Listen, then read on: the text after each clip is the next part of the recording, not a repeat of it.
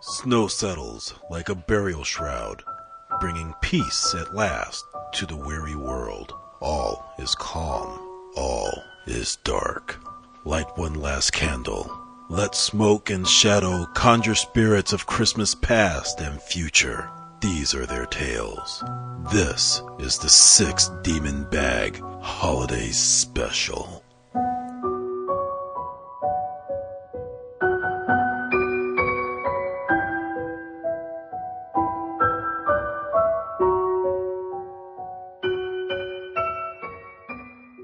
Blacker Than Coal by Jeff C. Carter. The haggard elf hobbled into Santa's office, struggling with a tower of scrolls. "More names for the naughty list," she gasped. Curled parchment littered the furniture, jutted from groaning filing cabinets, and overflowed from a row of trash cans. Santa did not take his glacier blue eyes from the TV screen. Fox News was presenting its annual coverage of the war on Christmas. "Of course they're naughty," Santa growled. "They never get punished. They can be entitled little snots all year long and still get what they want from the Amazon.com.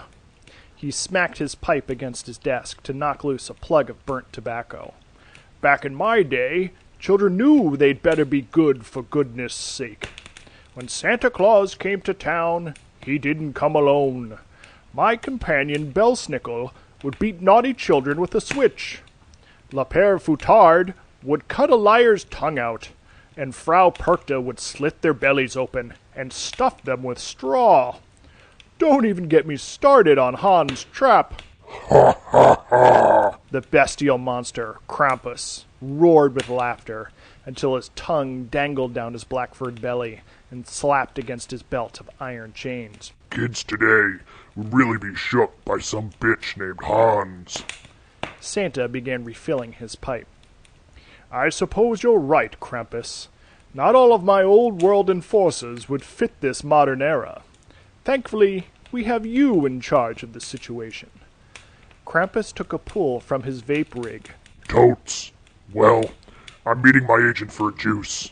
Later, Broseph." He rolled off on his hoverboard scooter, blowing a trail of peppermint mocha vapor. "Useless ingrate," Santa hissed. "Can't he see that he's been co-opted by the liberal media?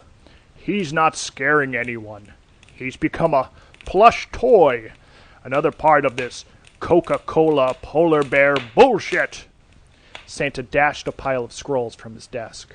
The elf hefted the lid of an old steamer trunk up and dragged out a small, child-sized dummy. "I guess now would be a good time to start the auditions?"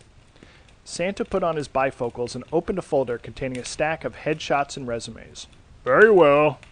Send them in." A woman in a tight green top and bicycle shorts padded into the office on bare feet. She was covered in rippling muscles and tattoos, save for a red ribbon around her neck. Santa cleared his throat. "Merry Christmas, miss."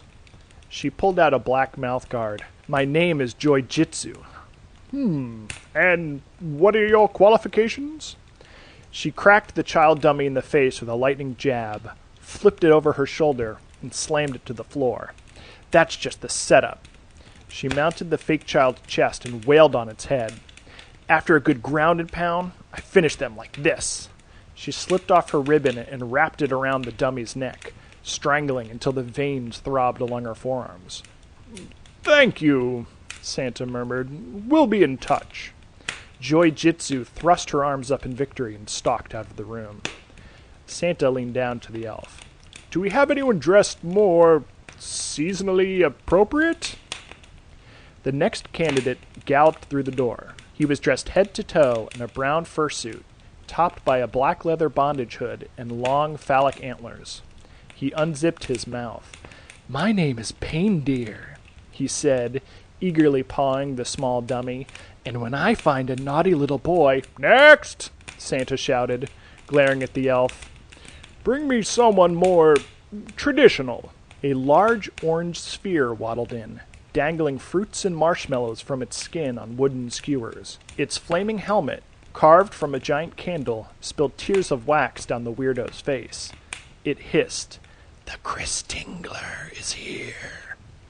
Santa stared at the bizarre contender. The flaming orange looked to the elf for recognition. I stab children and turn them into Christingles. A Christingle is an orange, with a candle in it. I know what a Christingle is, Santa said, but no one else does. Next! A man in a black cowl leapt inside and landed in a superhero pose. Santa sighed. Name? He looked up dramatically, revealing his black domino mask. In a gravelly voice, he said, They call me Black Friday. That was 3 weeks. Oh, never mind. Do your thing. The costume figure drew 2 onyx credit cards from his belt and slashed into the dummy. I'm taking half. Off. Please send the next person in on your way out. Santa crossed his name off the list. The rest were no better.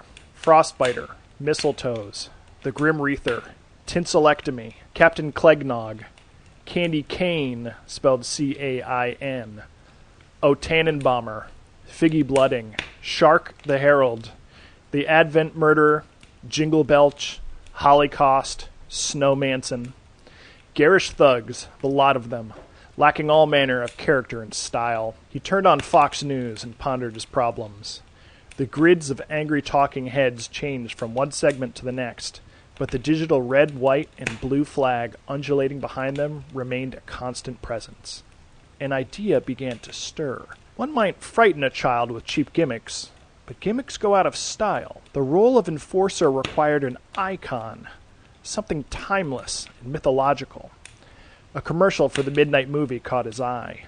A serial killer in a Santa costume, perched on a snowy rooftop, clutching a bloody red axe. Santa lit his pipe and puffed.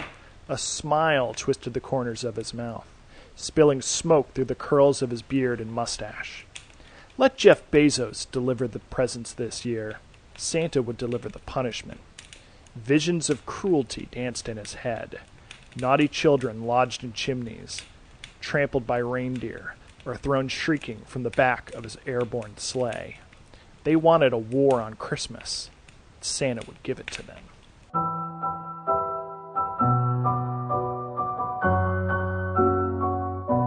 Those are some very wildly creative auditioner names. Yeah, they all want to be Santa's enforcers. Right. New Krampuses. I applaud you for that alone. Because Holocaust made me laugh. All of them better than Black Peter.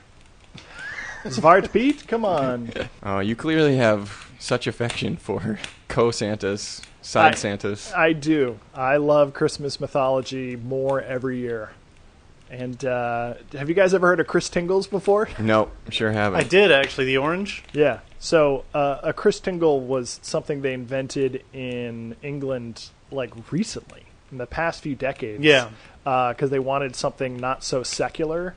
And so they would carve a hole in an orange and put a candle in it. I like it already. And the candle was like Jesus. Mm-hmm. And then they would use wooden skewers to stick candy and stuff to the outside. It's very strange. It's really weird looking. Well, I always loved the idea that an orange was like an awesome Christmas gift. Yeah. Like back in the days when you couldn't just get an orange. Yeah, well, you know, scurvy was real. Uh-huh. So though I am severely anti-Santa revisionist, I guess my Santa is a revisionist, so I don't have a leg to stand on. So bravo. More of that Coca-Cola, polar bear bullshit.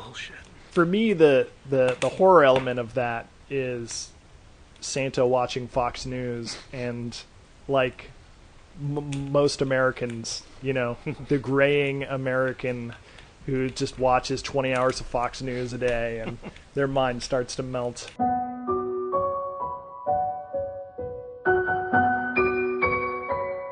This is a first draft, and I leave it up to you, my friends, and you, our legion of listeners, to take it to new and exciting places and open up the possibilities. I also wrote this just before the podcast. I suppose that goes without saying.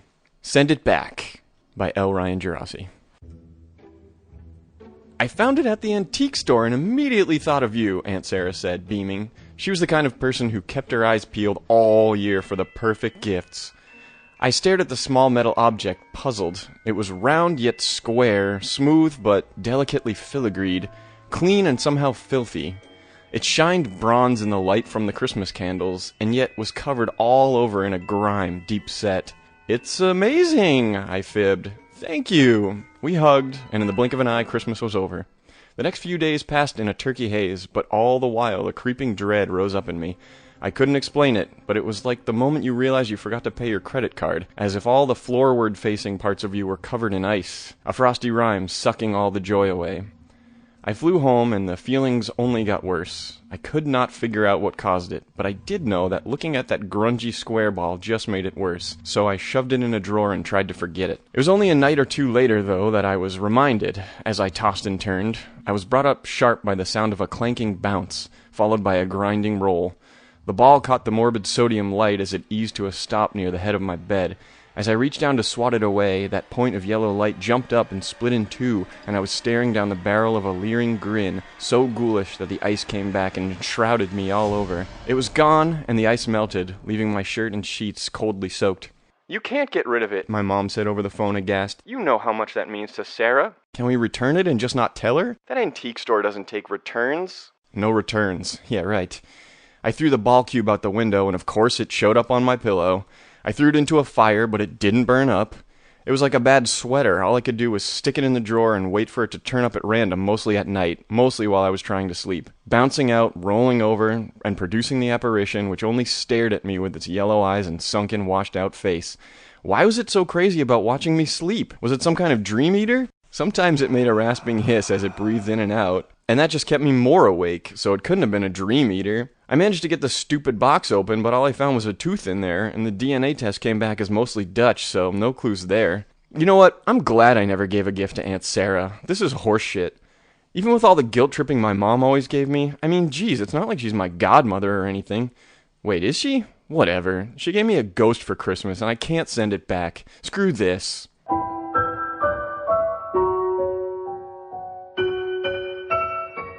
So I wrote the first half of that story yesterday, when it was like obviously trying to be genuinely spooky, and I wrote the second half today when I just said basically screw it. Well, I think you're actually landed on a real holiday horror. The terrible gift that you can't return. A terrible gift, the awkward relationship, with the aunts who don't know you but get you something. Like Ralphie's Pink Bunny suit. Uh-huh. Yeah. Like that's a real thing you're hooked into there. And that's very funny. I liked it. I think you can expand it and enrich the connection between gift and, if you felt like it. But it was a mere ghost of an idea.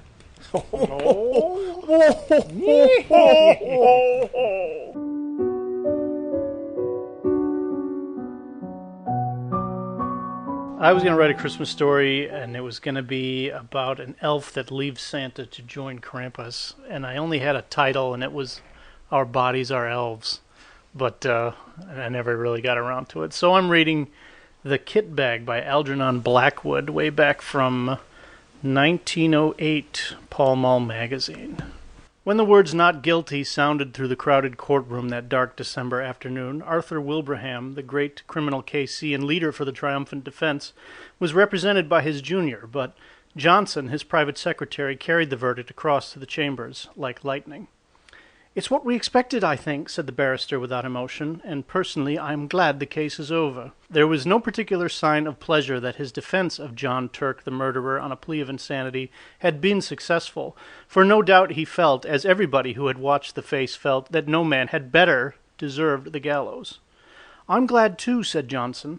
He had sat in his court for 10 days watching the face of the man who had carried out with callous detail one of the most brutal and cold-blooded murders of recent years. The counsel glanced up at his secretary. They were more than employer and employed. For family and other reasons, they were friends. "Ah, I remember, yes," he said with a kind smile. "And you want to get away for Christmas. You're going to skate and ski in the Alps, aren't you? If I was your age, I'd come with you." Johnson laughed shortly. He was a young man of 26 with a delicate face like a girl's. "I can catch the morning boat now," he said. "But that's not the reason I'm glad the trial's over.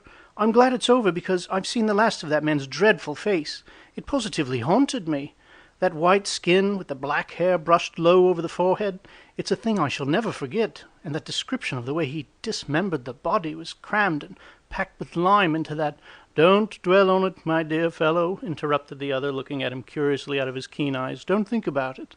Such pictures have a trick of coming back when one least wants them." He paused for a moment. "Now go," he added presently, "and enjoy your holiday. I shall want all your energy for my parliamentary work when you get back, and don't break your neck skiing." Johnson shook hands and took his leave, and the door he turned suddenly. "I knew there was something I wanted to ask you," he said. "Would you mind lending me one of your kit bags? It's too late to get one tonight, and I leave in the morning before the shops are open." "Of course. I'll send Henry over with it to your rooms. You shall have it the moment I get home." "I promise to take great care of it," said Johnson gratefully, delighted to think that within 30 hours he'd be nearing the brilliant sunshine of the high Alps in winter. The thought of that criminal court was like an evil dream in his mind.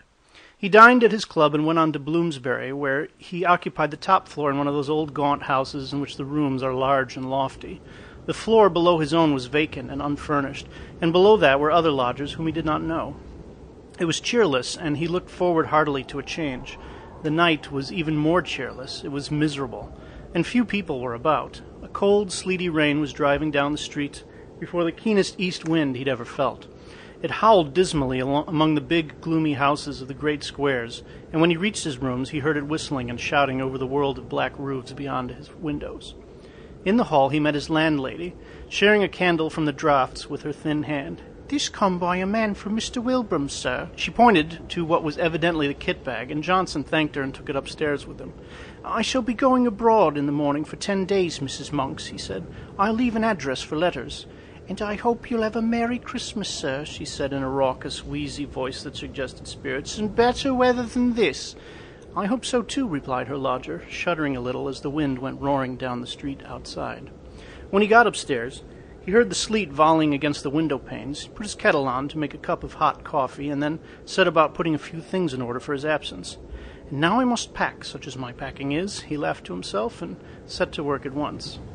He liked the packing, for it brought the snow mountains so vividly before him, and made him forget the unpleasant scenes of the past 10 days. Besides, it was not elaborate in nature. His friend had lent him the very thing, a stout canvas kit bag, sack-shaped, with holes around the neck for the brass bar and padlock. It was a bit shapeless, true, and not much to look at, but its capacity was unlimited, and there was no need to pack carefully. He shoved in his waterproof coat, his fur cap and gloves, his skates and climbing boots, his sweaters, snow boots, and ear caps, and then, on top of these, he piled his woolen shirts and underwears, thick socks, puttees, and knickerbockers. The dress suit came next, in case the hotel people dressed for dinner, and then, thinking of the best way to pack his white shirts, he paused for a moment to reflect. "It's the worst of these kit bags," he mused vaguely, standing in the center of the sitting room where he had come to fetch some string. It was after 10 o'clock. A furious gust of wind rattled the windows as though to hurry him up, and he thought with pity of the poor Londoners whose Christmases would be spent in such a climate, whilst he was skimming over snow slopes in a bright sunshine, dancing in the evening with rosy-cheeked girls. That reminded him he must put in his dancing pumps and evening socks. He crossed over from his sitting room to the cupboard on the landing where he kept his linen, and as he did so he heard someone come up the stairs. He stood still a moment on the landing to listen. It was Mrs. Monk's step, he thought. She must be coming up at the last post. But then the step ceased suddenly, and he heard no more. They were at least 2 flights down, and he came to the conclusion they were too heavy to be those of his bibulous landlady. No doubt they belonged to a late lodger who had mistaken his floor. He went into his bedroom and packed his pumps and dress shirts as best he could. The kit bag, by this time, was 2/3 full, and stood upright on its own base like a sack of flour. For the first time he noticed that it was old and dirty, canvas faded and worn, that it had obviously been subjected to rather rough treatment. It was not a very nice bag to have sent him, certainly not a new one, or one that his chief valued. He gave the matter a passing thought and went on with his packing. Once or twice, however, he caught himself wondering who it could have been wandering down below, for Mrs. Monks had not come up with letters, and the floor was empty and unfurnished. From time to time, moreover, he was almost certain he heard a soft tread of someone padding about over the bare boards, cautiously, stealthily, as silently as possible, and further, that the sounds had been lately coming distinctly nearer. For the first time in his life he began to feel a little creepy. Then, as though to emphasize this feeling, an odd thing happened. As he left the bedroom, having just packed his recalcitrant white shirts, he noticed that the top of the kit bag lopped over towards him with an extraordinary resemblance to a human face. The canvas fell into a fold like a nose and forehead, and the brass rings for the padlock just filled the position of the eyes. A shadow, or was it a travel stain, for he could not tell exactly, looked like hair. It gave him rather a turn, for it was so absurdly, so outrageously like the face of John Turk, the murderer. He laughed and went into the front room where the light was stronger. "That horrid case has got on my mind," he thought. "I shall be glad of a change of scene and air." In the sitting room, however, he was not pleased to hear again that stealthy tread upon the stairs, and to realize that it was much closer than before, as well as unmistakably real. And this time he got up and went out to see who it could be, creeping about on the upper staircase at so late an hour. But the sound ceased. There was no one visible on the stairs. He went to the floor below, not without trepidation, and turned on the electric light to make sure that no one was hiding in the empty rooms of the unoccupied suite. There was not a stick of furniture large enough to hide a dog. Then he called over the banisters to Mrs. Monk's, but there was no answer, and his voice echoed down into the dark vault of the house and was lost in the roar of the gale that howled outside. Everyone was in bed and asleep, everyone except himself, and the owner of the soft and stealthy tread. "My absurd imagination, I suppose," he thought. "It must have been the wind, after all, although it seemed so very real and close," I thought. He went back to his packing. It was by this time getting on towards midnight. He drank his coffee up and lit another pipe, the last, before turning in.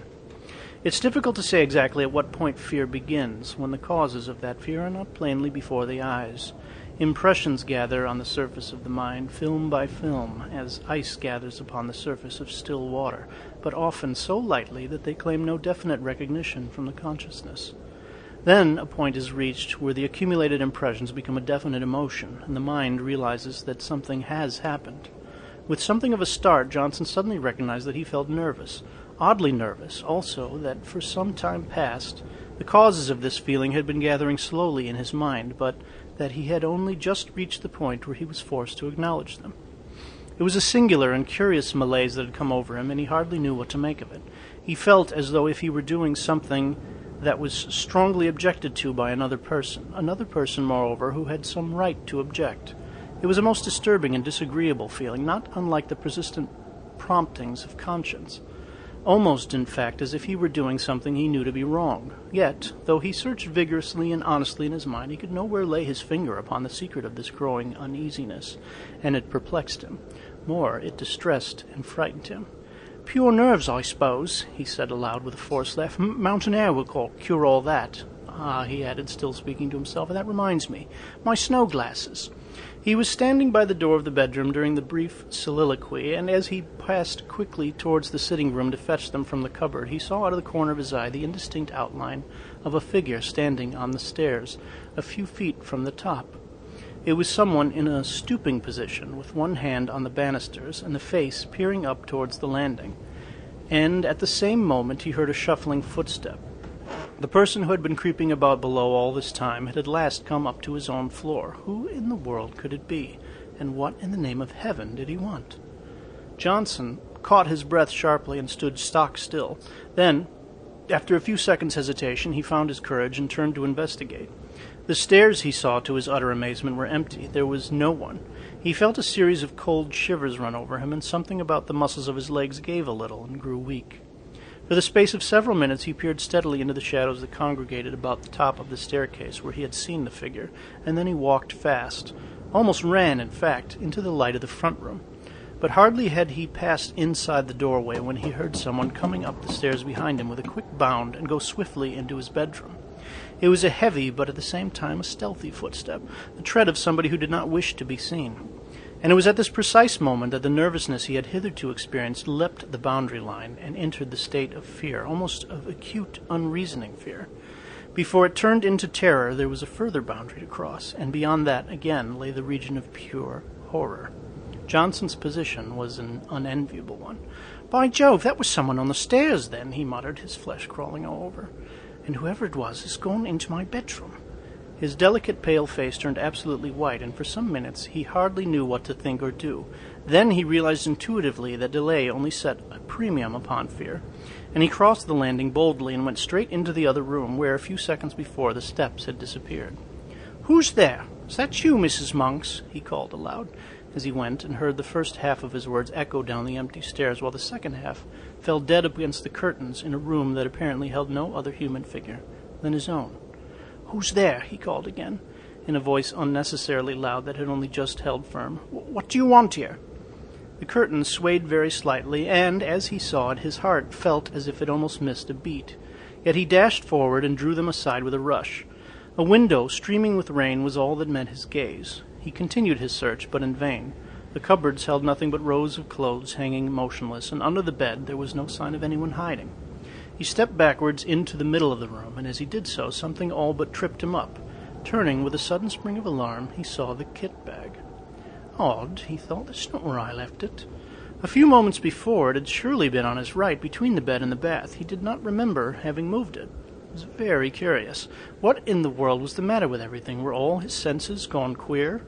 A terrific gust of wind tore at the windows, dashing the sleet against the glass with the force of a small gunshot, and then fled away howling dismally over the waste of Bloomsbury roofs. A sudden vision of the Channel next day rose in his mind and recalled him sharply to realities. "There's no one here, at any rate, that's quite clear," he exclaimed aloud, yet at the time he uttered them he knew perfectly well that his words were not true, and that he did not believe them himself. He felt exactly as though someone was hiding close about him, watching all his movements, trying to hinder his packing in some way. "And two of my senses," he added, keeping up the pretense, "have played me the most absurd tricks. The steps I heard and the figure I saw were both entirely imaginary." He went back to the front room, poked the fire into a blaze, and sat down before it to think. What impressed him more than anything else was the fact that the kit-bag was no longer where he had left it. It had been dragged nearer to the door. What happened afterwards that night happened, of course, to a man already excited by fear, and was perceived by a mind that had not the full and proper control, therefore, of the senses. Outwardly, Johnson remained calm and master of himself to the end, pretending to the very last that everything he witnessed had a natural explanation, or was merely delusions of his tired nerves, but inwardly in his very heart he knew all along that someone had been hiding downstairs in the empty suite when he came in, that this person had watched his opportunity and then stealthily made his way up to the bedroom, and that all he saw and heard afterwards, from the moving of the kit-bag to other things this story has to tell, were caused directly by the presence of this invisible person. And it was here, just when he most desired to keep his mind and thoughts controlled, that the vivid pictures received day after day upon his mental plates, exposed in the courtroom of the Old Bailey, came strongly to light and developed themselves in the dark room of his inner vision. Unpleasant, haunting memories have a way of coming to life again just when the mind least desires them. In the silent watches of the night, on sleepless pillows, during the lonely hours spent by sick and dying beds. And so, in the same way, Johnson saw nothing but the dreadful face of John Turk, the murderer, lowering at him from every corner of his mental field of vision. The white skin, the evil eyes, the fringe of black hair low over the forehead, all the pictures of those 10 days in court crowded back into his mind unbidden and very vivid. "This is all rubbish and nerves," he exclaimed at length, springing with sudden energy from his chair. "I shall finish my packing and go to bed. I'm overwrought, overtired. No doubt, at this rate, I shall hear steps and things all night." But his face was deadly white all the same. He snatched up his field-glasses and walked across to the bedroom, humming a music-hall song as he went, a trifle too loud to be natural. And the instant he crossed the threshold and stood within the room, something turned cold about his heart, and he felt that every hair on his head stood up. The kit-bag lay close in front of him, several feet nearer to the door than he had left it, and just over its crumpled top he saw a head and face slowly sinking down out of sight, as though someone were crouching behind it to hide. And at the same moment a sound like a long-drawn sigh was distinctly audible in the still air about him between gusts of the storm outside. Johnson had more courage and willpower than the girlish indecision of his face indicated, but at first such a wave of terror came over him that for some seconds he could do nothing but stand and stare. A violent trembling ran down his back and legs, and he was conscious of a foolish, almost hysterical impulse to scream aloud. That sigh seemed in his very ear, and the air still quivered with it. It was unmistakably a human sigh.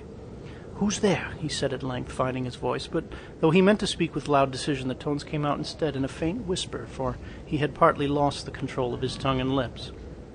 He stepped forward so that he could see all around and over the kit-bag. Of course, there was nothing there, nothing but the faded carpet and the bulging canvas sides. He put out his hands and threw open the mouth of the sack where it had fallen over, being only 3 parts full. And then he saw for the first time that round the inside, some 6 inches from the top, there ran a broad smear of dull crimson. It was an old and faded blood stain. He uttered a scream and drew back his hands as if they had been burnt. At the same moment the kit bag gave a faint but unmistakable lurch towards the door. Johnson collapsed backward, searching with his hands for the support of something solid, and the door, being further behind him than he'd realized, received his way just in time to prevent his falling, and shut to with a resounding bang. At the same moment, the swinging of his left arm accidentally touched the electric switch, and the light in the room went out. It was an awkward and disagreeable predicament, and if Johnson had not been possessed of real pluck, he might have done all manner of foolish things. As it was, however, he pulled himself together and groped furiously for the little brass knob to turn the light on again, but the rapid closing of the door had set the coats hanging on it swinging, and his fingers became entangled in a confusion of sleeves and pockets, so that it was some moments before he found the switch.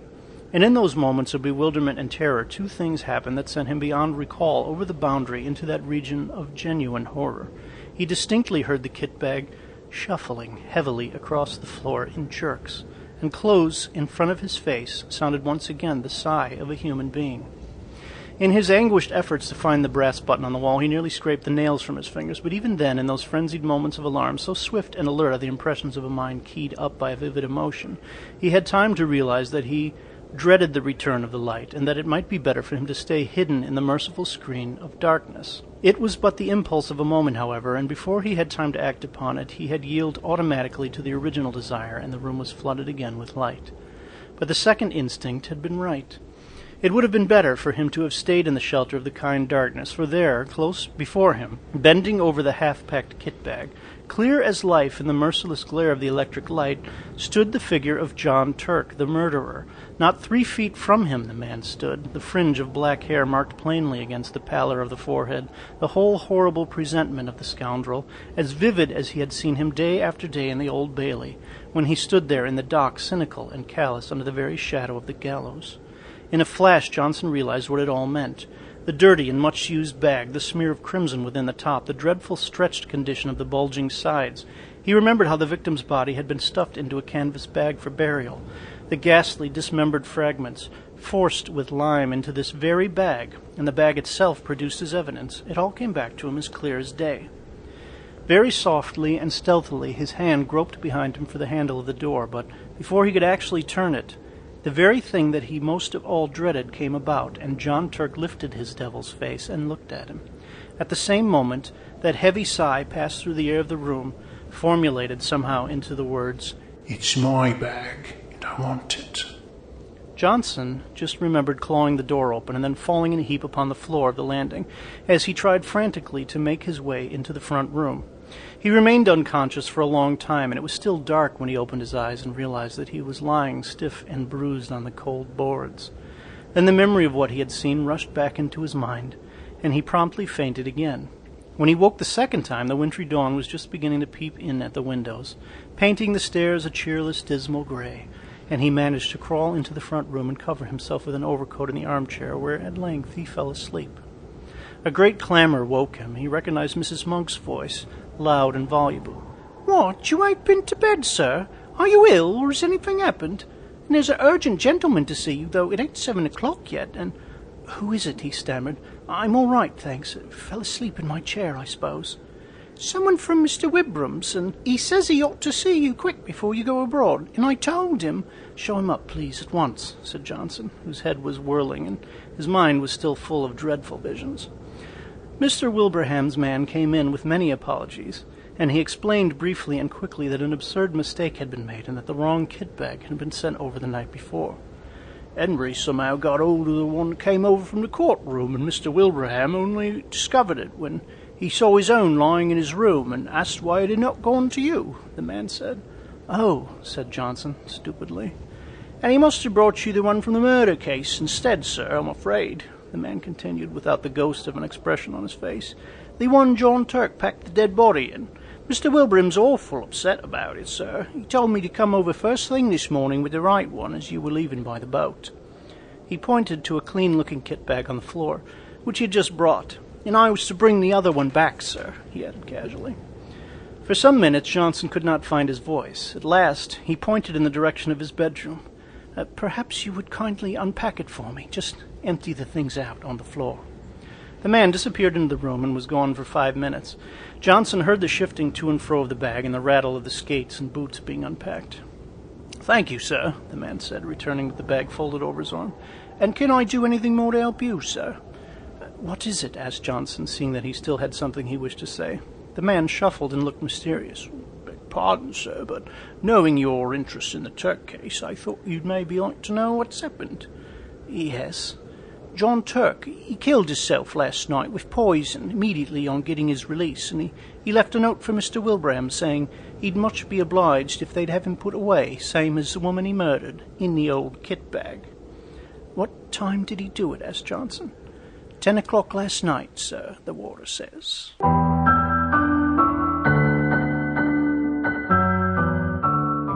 That was a short excerpt of The Bloody Sack by Algernon Blackwood. Sorry, I tried to find a short one. You know, it's interesting because Algernon Blackwood is one of the greats and one of the pioneers of the ghost story.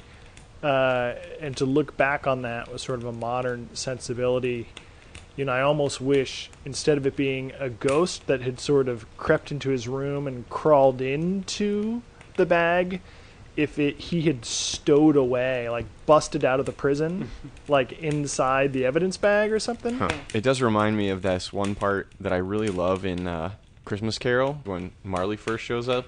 Mm-hmm. And he climbs all the way from the wine cellar all the way up to Scrooge's chambers, and like he a couple of floors up. Yeah, he hears the progression of the So he can ghost. hear the doors closing, like in the basement, Mm-hmm. and then on the stairs, and then the downstairs door, and then on the upstairs, and then the upstairs door. Awesome. Look forward to the Six Demon Bag full cast recording of Charles Dickens' A Christmas Carol. The flame of another year sputters to its end. We will see you on the other side of the dark.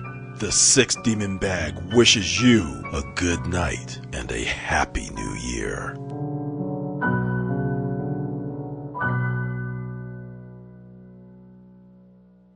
Do you want me to read something else? I could read something. Heavens no.